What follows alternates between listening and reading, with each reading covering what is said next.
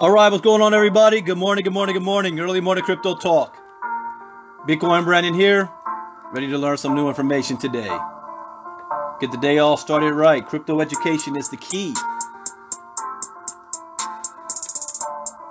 You want to be able to not just survive, but thrive in this 21st century. Then this knowledge, this information is mandatory. It's not a necessity, not a luxury, it's a necessity.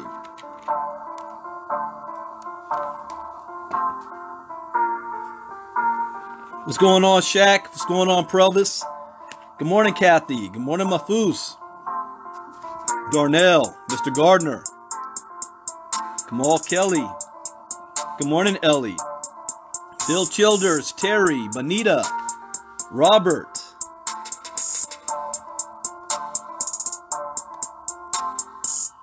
As a disclaimer, I am not a licensed financial advisor to be giving financial advice.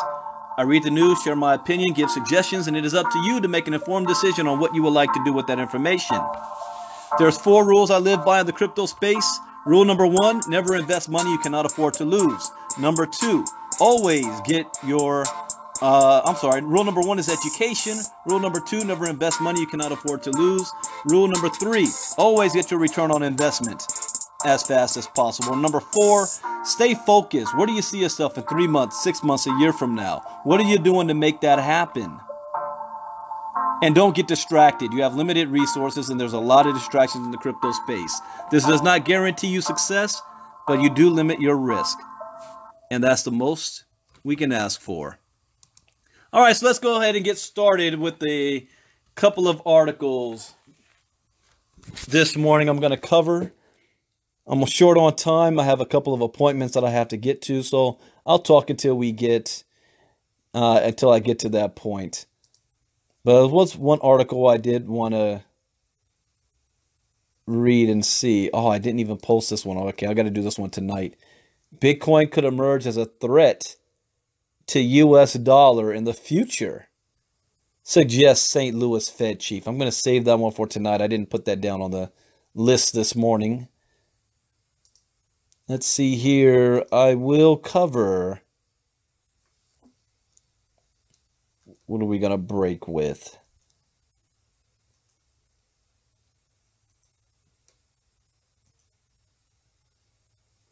Yeah, okay. The world's second largest search engine bans crypto ads. So we've already seen Facebook do it. Google do it.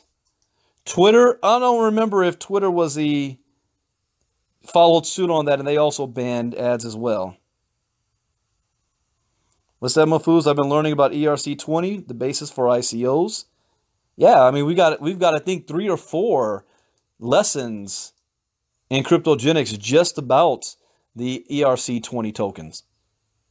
Knowing what the difference between a token and a coin is. You know, the ERC private keys, all that stuff. In fact, we even have one lesson in Bitcoin 101 about it because it is the basis for ICOs. All ICOs use the ERC20 tokens to get themselves started. So we had to, someone even questioned why we had something as advanced as the ERC20 tokens in our beginner section. And that's why, because of the ICOs. And we have a more detailed sections later on. So let's take a look at this article. World's second largest search engine bans crypto ads. Melissa Alsozatay-Pateo of Microsoft's Bing search engine announced its advertising arm is banning all cryptocurrency advertisements. This follows market leaders such as Google, Facebook, and Twitter either severely restricting crypto ads or banning them together. Now, when Facebook first mentioned that they're going to ban all crypto ads, I called BS on that. I thought that Zuckerberg is trying to stick it to the Winklevoss twins. And I said that I think that he's probably going to come out and do something in crypto in his own self and eliminate the competition. And what happened? Just, what was it, last week or earlier this week? I did a Facebook Live article that Facebook is already preparing to come out with their own coin. Yeah, isn't that convenient? You eliminate the competition and then come out with your own. So what is Bing doing now?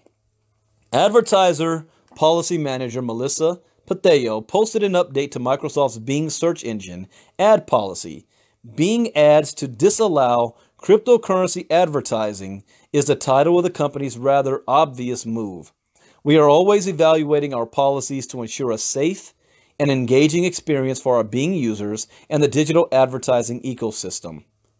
Because cryptocurrency and related products are not regulated, we have found them to present a possible elevated risk to our users, but the potential of bad actors to participate in predatory behaviors or otherwise scam consumers. Bing has consistently ranked a very distant second behind the Google juggernaut, which gobbles up better than 60% of search traffic on the internet. Google at the beginning of 2018 announced a far more specific series of cryptocurrency-related prohibitions, down to defining contract for difference products. Now, this is interesting here. I'm curious how they're going to police this policy. Let's see. It wasn't too much later when Facebook followed, as we reported at the end of January, with the new ruling issued on January 30th. Ads must not promote financial products and services that are frequently associated with misleading or deceptive promotional practices, such as binary options, initial coin offerings, or cryptocurrency. Twitter, too, a mere 2 months later, presented its new advertising policy, severely restricting initial coin offerings and token sales. It says, to help protect our users from the risk. The notice from Bing continued, we have made the decision to disallow advertising for cryptocurrency, cryptocurrency-related products, and unregulated binary options. Bing ads will implement this change to our financial product and services policy globally in June, with enforcement rolling out in late June to early July. Other than seeking a press cycle of promotion, it does appear scams were a bit of a problem during 2017, according to Bing's annual report. Tech scams are widely used by bad actors, and we rejected 25 million ads in this category in 2017, they insisted. And under the banner of misleading ads, Bing noted how last year we took down 30 million such ads, 20,000 such websites, and 43,500 bad actors. I predict there's going to be some lawsuits on this, because in their effort to so-called prevent scams from being advertised, they are also preventing all of the legitimate companies that are regulated, that are legal, that are doing things the right way, from also doing any ads. So you're throwing the baby out with the bathwater. This isn't going to stand for very long. It's not going to happen very long. And I predict lawsuits are going to take place. And they're going to win the lawsuits, or the businesses will. Why? Because they're going to say, then it is up to you to police your own platform. You know, make sure that scams aren't being advertised. But you can't stop everything. You might as well shut down every advertisement that deals with direct selling, because there are scams out there in the direct selling industry. You might as well eliminate every single political ad out there.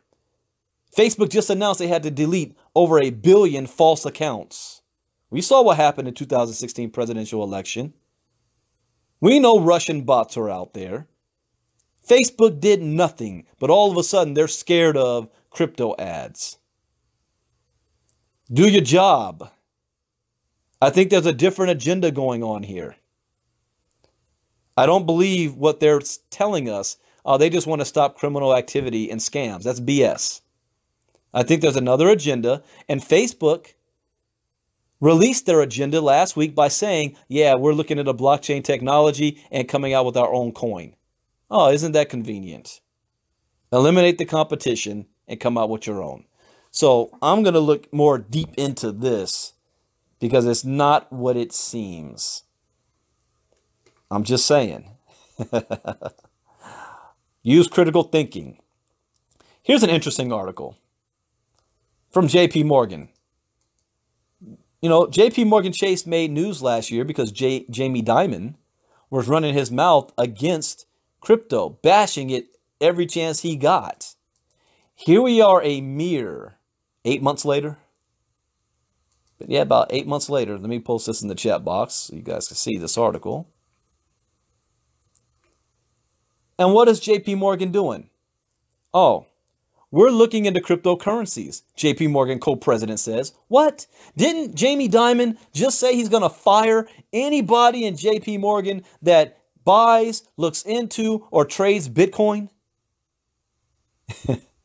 We knew that was a lie. This is why do not believe what you hear. Follow what people actually do, not what they say. Because 2 days after Jamie Dimon made that statement, his company bought up the most Bitcoin assets and derivatives on the Swedish market. And then he got convicted for it and found guilty of market manipulation. 8 months later, the title, JP Morgan's looking into cryptocurrencies. Multinational investment banking JP Morgan is looking into cryptocurrencies, company co-president Daniel Pinto said. Pinto made this revelation during a wide-ranging interview at CNBC, explaining that although the firm is not optimistic about cryptocurrency, when you hear them say that, believe the opposite. They are investing a lot of money into blockchain technology and patents right now. So him saying, oh, we're not too optimistic about it. Really? Then why are you putting so much money into it?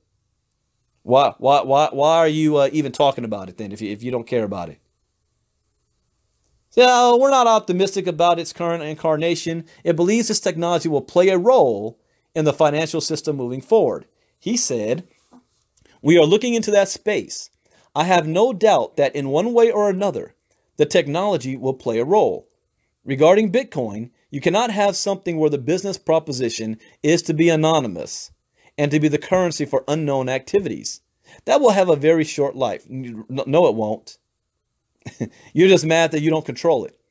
He says, because people will stop believing in it or the regulators will kill it. No. That's the same thing that can happen with the US dollar. The moment people stop believing in the US dollar, it's dead. George Bush said so himself after the financial collapse. I think the concept is valid. Ooh, think about that right there. An admission. I think the concept is valid. You have many central banks looking into it. Oh, another admission. The tokenization of the economy, for me, is real. Okay, stop right there.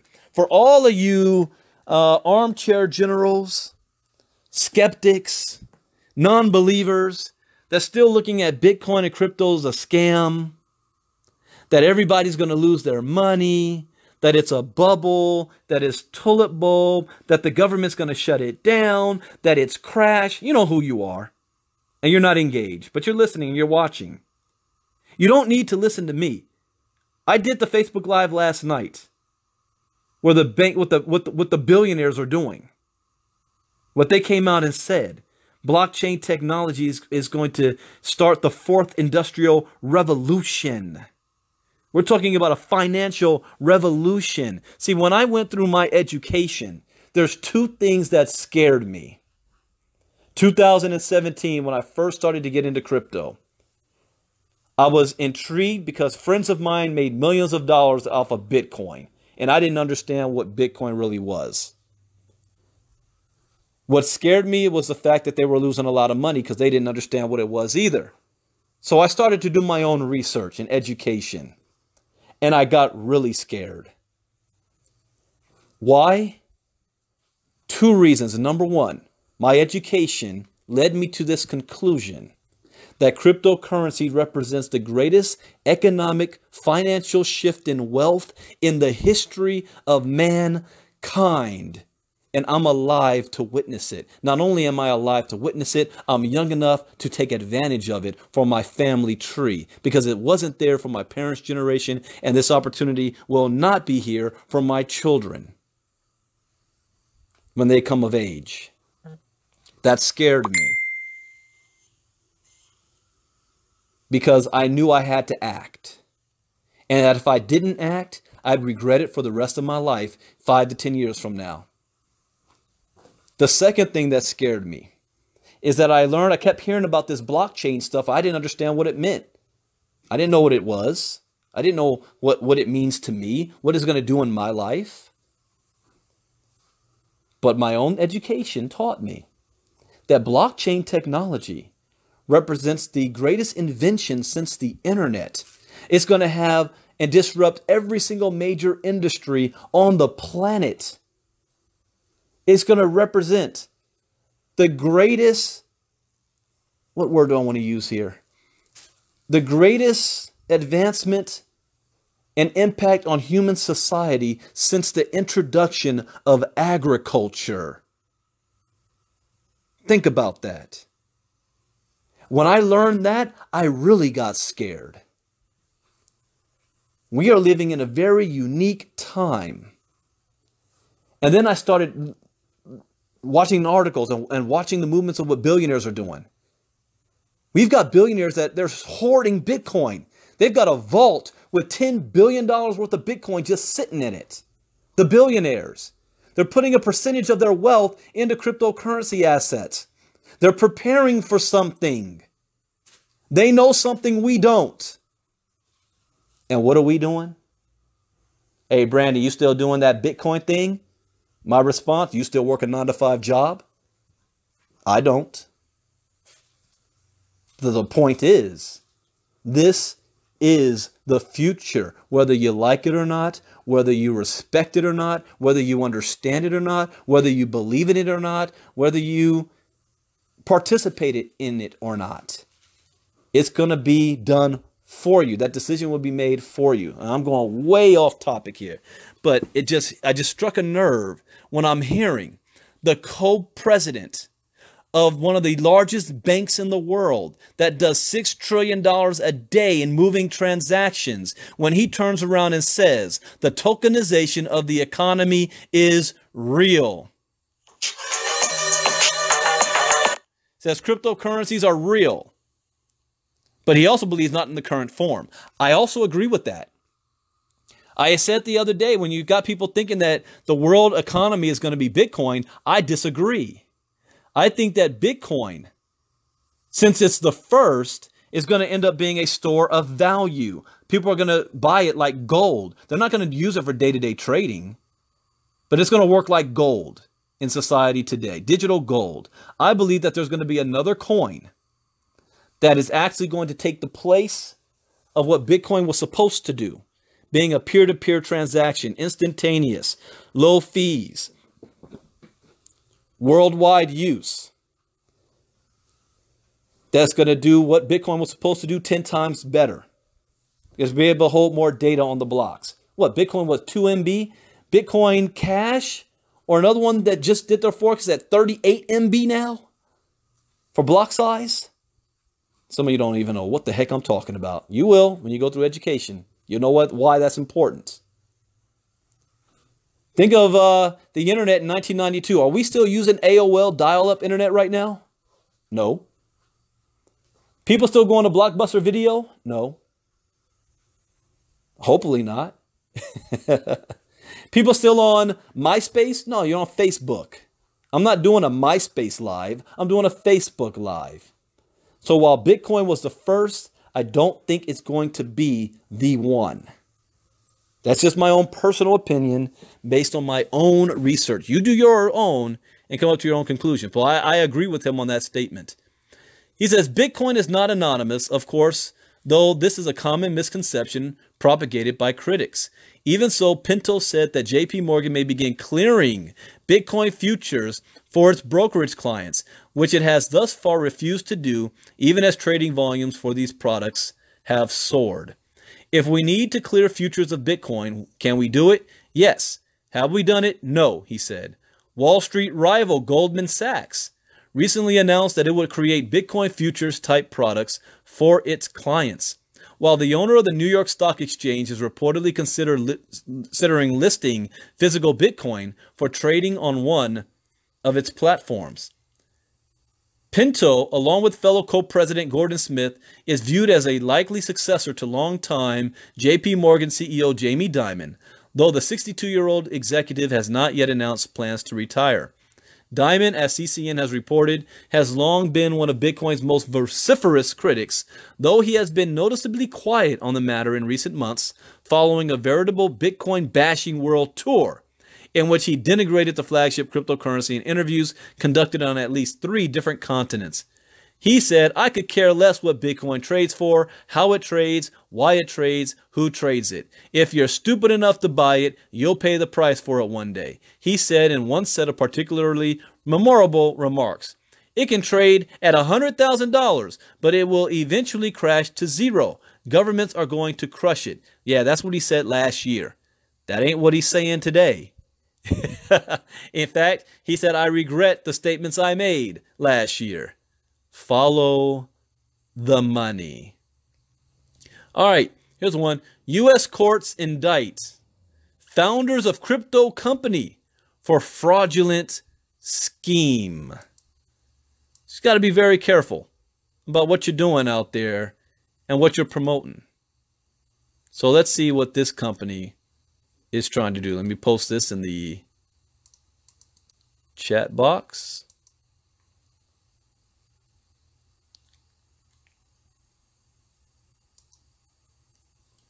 All right. A U.S. federal court has indicted 3 founders of a company purported to offer cryptocurrency-related financial products and have raised $25 million in an ICO. In addition to claiming to have licenses in 38 states, the company also claimed partnerships with Bancorp, Visa, and MasterCard to issue its own cards. The U.S. Department of Justice announced on Monday that the founders of a cryptocurrency-related company, hold on, always blowing me up right when I'm doing my live, doing Facebook Live right now. I put Facebook Love, Facebook Live. All right, so let me get back here.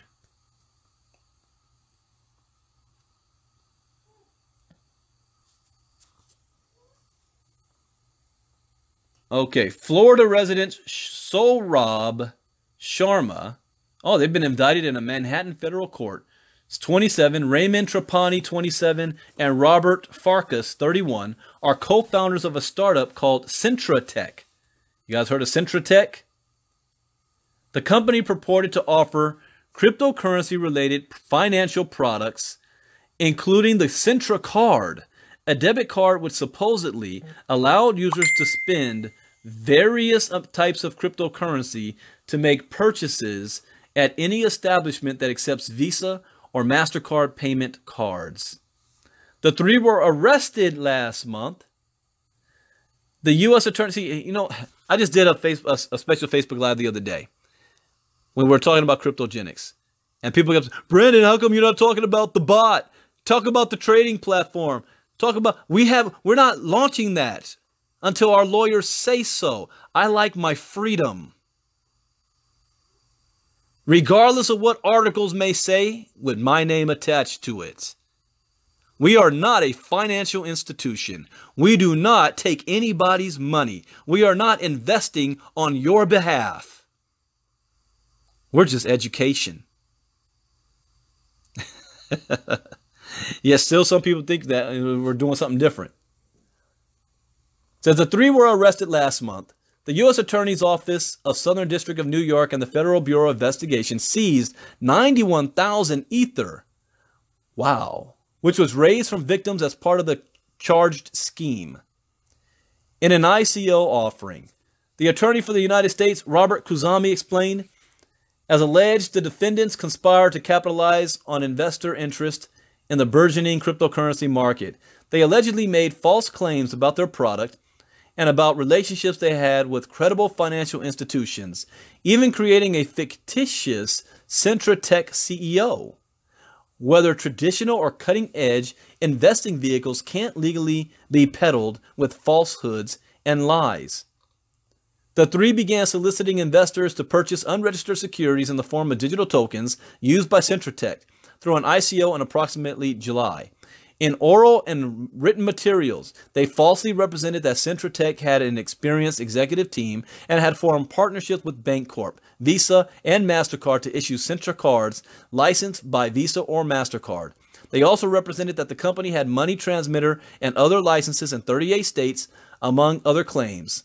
The DOJ revealed, based in part on these claims, victims provided millions of dollars worth of digital funds in investments for the purchase of CentraTech coins. In or about October 2017, at the end of CentraTech's ICO, I do remember CentraTech.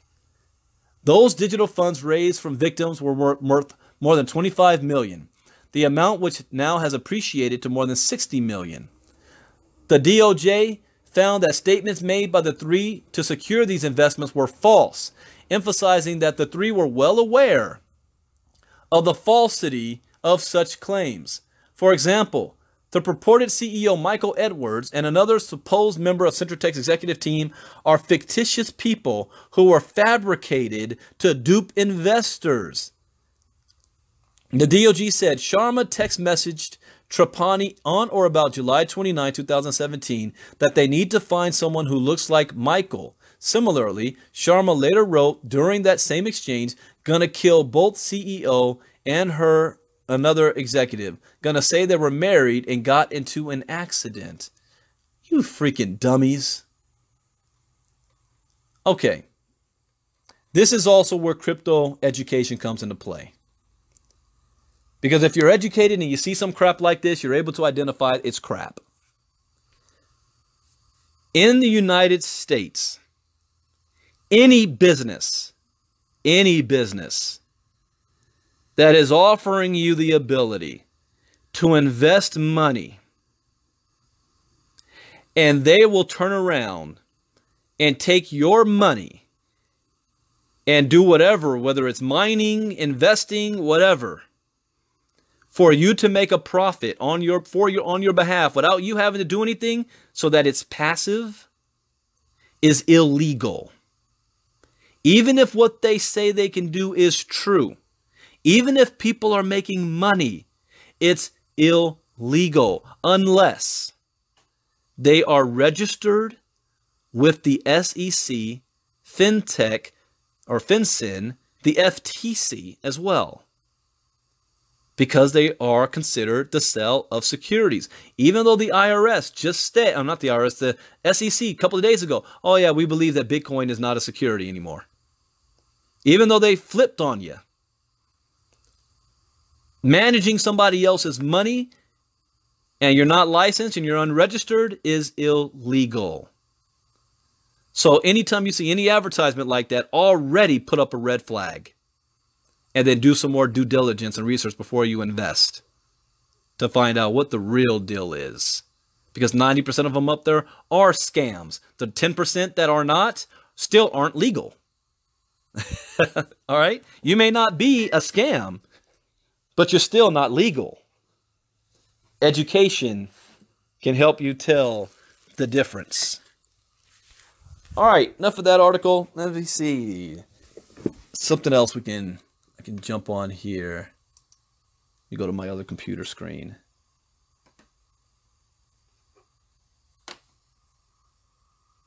See, Fed Reserve. The Fed says people want dollar, not volatile crypto. So the Fed knows what the people want now? People just want security. People want a nice life. They want a nice home. Steady income. They don't care if it's coming from what money source. We already have seen how the US dollar and the government and the Fed failed us in 2008. That Bitcoin and cryptocurrencies is a result of that failure. But let's see what the Fed has to say, since they're down with the people. They know the people. As St. Louis Federal Reserve President James Bullard was recently interviewed at this year's Consensus Conference in New York City, that a top U.S. economic policymaker was in attendance is victory enough. However, he was asked his opinions on cryptocurrency going forward by NBC Global Markets reporter Seema Modi. He explained he found the phenomenon interesting. That's interesting. And how more cryptos being issued all the time necessitates keeping an eye on them. Okay. Mr. Bullard also compared the use case for cryptocurrencies with that of the dollar, and whether the former posed a threat to the latter. The Federal Reserve President James Bullard gave a presentation at this year's Giant Consensus Conference in New York City. Reread that statement. He gave a presentation at the Giant Consensus Conference. That was the big crypto conference taking place right now. That's news enough. But more importantly, President Bullard gave a presentation on the government's current thinking about cryptocurrency. Okay, so he's thinking for the government right now. So let's really pay attention to what he's got to say. In his talk, he acknowledged crypto is facilitating trade that might otherwise not occur. Facilitating trade that might not otherwise occur. Okay, I can go with that. He couldn't help himself by mentioning illegal activity. And we all know fiat currencies are never used in illegal activity. But he did describe decentralized monies lean toward frictionless transactions, especially with regard to costs, fees, as being an advancement. I came to a realization last night. After I read that article that showed that less than 0.5% of all crypto activity is illegal, less than 0.5%, that the governments and the banks want to throw that out there as if that's the only thing crypto is being used for, I realized something. To them, illegal activity is you, the average person, dealing with money that they don't control. In their mind, that's illegal activity. And when you think like a banker thinks, or like a government official that wants to control everything thinks, then you can understand. This is why, I was always taught in debate. You want to always win a debate. It's not about how good you are on your topic, on your side of the fence. It's how well you can understand the other side.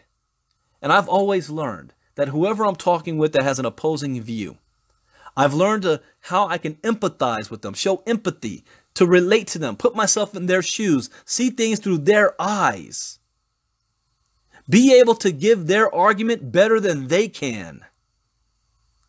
I mastered that. So when I look at this from the government's perspective, it's not that they don't like crypto, it's that they don't control it. And you, the common people, who's supposed to go to them, big brother, and you're doing something without their help, without their input, that's breaking the rules. That's breaking the law. That's illegal. That's how they view this. Look at it from their eyes, their perspective. You understand? Let me continue. The Fed policymaker reserved the bulk of his comments, both in the presentation and during a post-game interview at CNBC, to talk about the problems in crypto as he sees them. One issue is simply the number of currencies being offered. The 12th St. Louis Fed president feels this overcomplicates matters, especially with regard to exchange rates and volatility. Again, he thinks it's complicated because he can't predict it. He can't control it.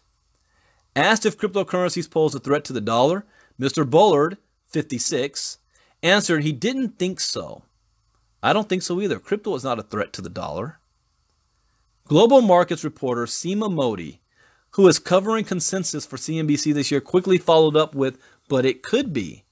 The Fed president was non-committal, choosing instead to shrug and give the pat answer about no one really knowing what the future holds. He emphasized how since its creation, the US dollar has vanquished nearly all currency competition due to it being backed by the world's strongest economy. It's abundantly clear, Mr. Bullard suggested, people want the dollar and not crypto, at least for the moment. Let me stop right there. The US dollar is only worth, what, 5% of what it was worth when it first came into existence? And you talk about Bitcoin being a bubble? The US dollar bubble popped a long time ago. But then he said something else. It's being backed by the world's strongest economy. How long will the United States be the world's strongest economy? Do you know why? This is why education is important. The United States became the world's strongest economy after World War II. Why? Because being isolated by two countries to the north and two oceans to the east and west, The United States came out of World War II with its entire infrastructure intact. We rebuilt the rest of the world. And as a result, the rest of the world was rebuilt off of the US dollar. And it's been that way for more than 70 years. But have you listened to what Vladimir Putin and China and Persia, Iran, what the others, have you listened to what they're saying and what they're doing?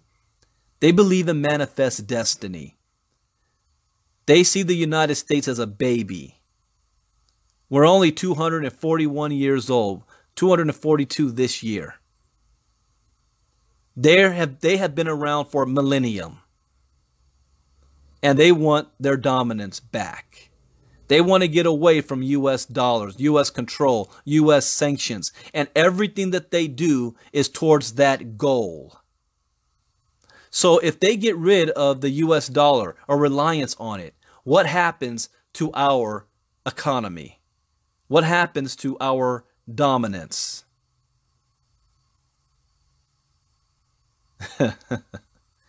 You better start thinking long term here, buddy. Uh-oh, look at this. Fed coin on the horizon? Oh, I can't wait to read this part. As Modi pressed Mr. Bullard about his presence at the conference, asking if this was a hint of things to come with regard to a future coin birthed by the Fed, a Fed coin. Interestingly, he didn't dismiss, pay attention to this. I've been talking about this for 8 months. He didn't dismiss the idea outwardly, and instead said they'd for sure look at the possibility, as the Fed does with many different types of financial innovations. He also assured there wasn't any plan being hatched at the moment. False. No imminent Fed coin coming. Not yet.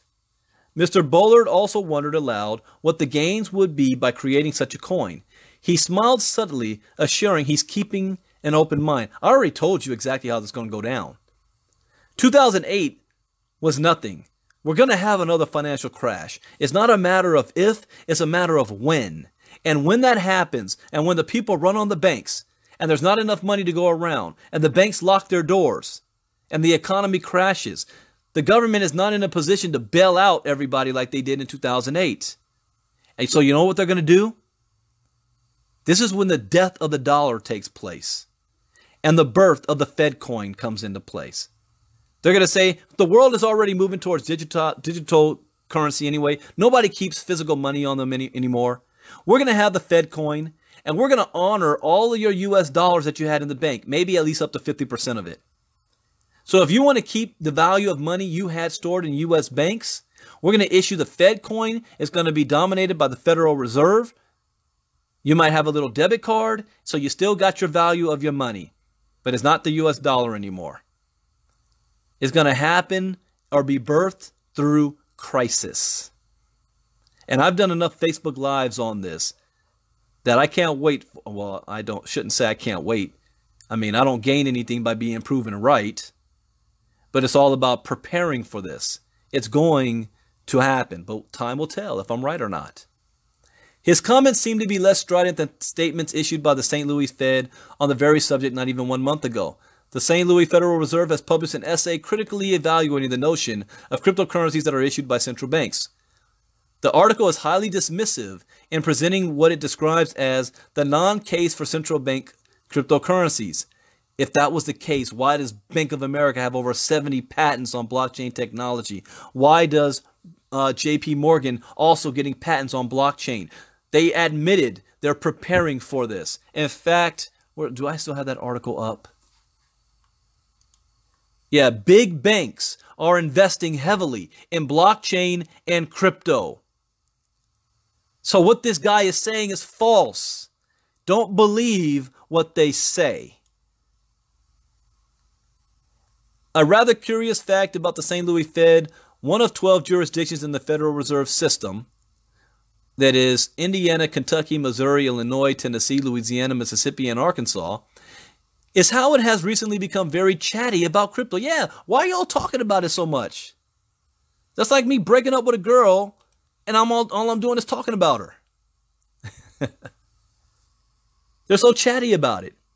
Back at the beginning of this year, Alexander Berenson and Fabian Schar of the Federal Reserve Bank of St. Louis have recently published an article that emphasizes many of the benefits of cryptocurrency. Many of the benefits. This article states that crypto assets are well suited to become an important asset class, in addition to offering praise regarding a number of the major applications associated with cryptocurrencies. How's that one for you? And this last article, before I got to run, cryptocurrencies pushing U.S. currency to non-uniform system. This is what they're afraid of. Non-uniform meaning non-traditional, nothing that we can predict, nor can we control. They don't like that. They see that as a threat. So now they're coming to the realization that they can't stop it. You know what governments do. Rule number 1, criminalize it. Rule number 2, ban it. So we've already seen the criminalization of cryptocurrency. We see Facebook, Google, Bing, everybody banning advertisement ads about it. And then the third thing is the Ronald Reagan way. Co-opt it, regulate it, and tax it to death when when there's nothing else you can do about it. So here's what the Fed is thinking. And we just talked about James Bullard, but he says some more. This is a different article about this. James Bullard, who is the helm of the St. Louis Federal Reserve, is concerned that cryptocurrencies are complicating the markets. As an official of the centralized government of cryptocurrency market is designed to avoid, Bullard may have stood out at a Consensus 2018, which is a blockchain technology summit hosted by CoinDesk. But that didn't stop him from sharing his concerns, chief among which is multiple digital currencies trading separately and having a major impact on the exchange rate. He said it's a big deal. The rise of cryptocurrencies, Bullard pointed out, is harkening back to the 1830s when money was privately created. Oh, now we finally get to history. Did you guys know that at one time in our history, you were able to create your own money?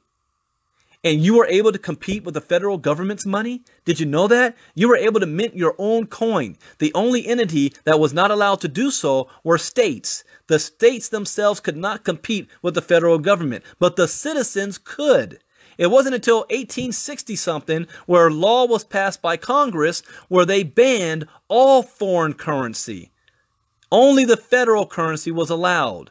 So you were not allowed to buy and trade and sell with the foreign currency and compete with the U.S. currency. But for over 100 years, that was the case. You could create your own gold mint coins. You had your own bartering system. It was whatever you felt was value had value.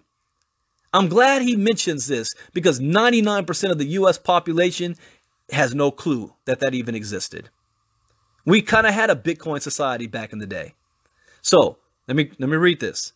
And I'm going to do this in cryptogenics, private training. We're going to do a series called The Satoshi Revolution, where we're going to talk about the history of money. That's going to be private members only. The rise of cryptocurrencies, Bullard pointed out, is harkening back to the 1830s when money was privately created. Digital currencies have brought back non-uniform currencies in the United States. See what he said? Brought it back. We had this before, and the government stopped it. But here's why. It says, we are bringing back non-uniform currencies in the United States, which could be problematic, he suggested. Non-uniform currencies don't have a good track record, and when they've emerged historically, they've never lasted long. That's false. That's false. It didn't die on its own. You passed law to kill it. You see the play of words here? So those people that are not educated, they're going to take what he's saying as fact.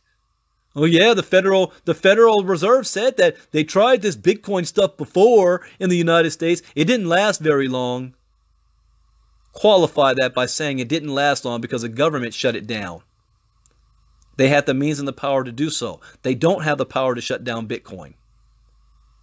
Considering that there are some 1,800 digital currencies trading in the cryptocurrency market and new ones coming on the scene every day, consumers may decide to shun this model amid the inconsistent rates at which they trade. False.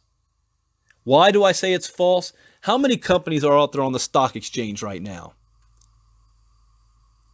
The New York Stock Exchange, the NASDAQ, and new companies that can get added monthly or weekly to the stock exchange. That's how you got to look at cryptocurrency coins. It's not every coin is new money. There's a business model designed behind the coin. It serves a purpose.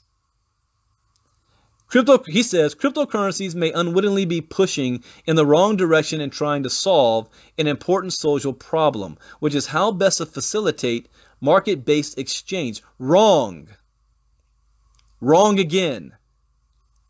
That's blockchain technology. That's not cryptocurrency. You see what he did here?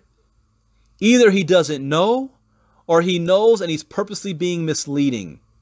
If you switch out that word cryptocurrency for blockchain, then that sentence might make sense. Cryptocurrency was not here to solve the best way to facilitate market-based exchange. No. Cryptocurrency was born because of the current system's failure to protect our resources, our money, our investments. And we decided to take matter in our own hands by eliminating your third-party source. We don't need the government. We don't need the bank. We're doing it direct to direct, peer-to-peer. So he did a play on words here, and he's wrong on that. And the reporter doesn't know anything to challenge him on it. Where's the good old days of reporting? When somebody says BS and you call them on it. You don't kiss their butt just because you're glad to do an interview with them. Hold them to standards. Be like, sir, I'm sorry. I have to correct you. What you said is not true. Correct his ass. But if you're not educated, she didn't know what he said was false to challenge him on it. The fallout, he says the cryptocurrency wave may be driving the U.S. uniform currency system towards something more like the international non-uniform currency system. What are you talking about there? Forex? He pointed to cryptocurrency pairs trading, saying that similar to, say, the JPY to the USD. You don't know how they're going to trade against each other. That's the point. You don't know. That's the whole point of it. You can bet against it or you can bet for it. And while the economy is full of currency competition unfolding at the moment, Bullard's betting on the dollar. What? Because it's backed by the largest economy and a relatively stable policy in terms of low inflation. That's man. I'm going to get myself worked up here. Who's he talking to? Who's he preaching to when he's saying these statements?